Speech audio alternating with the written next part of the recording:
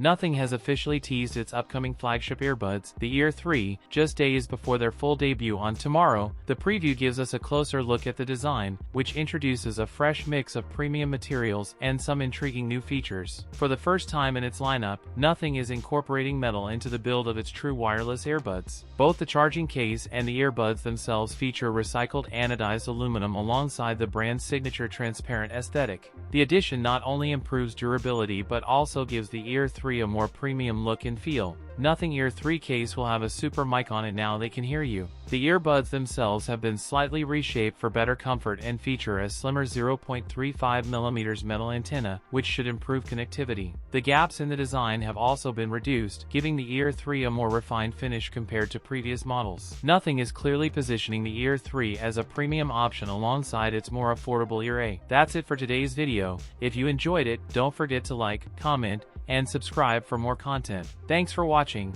and I'll see you in the next one.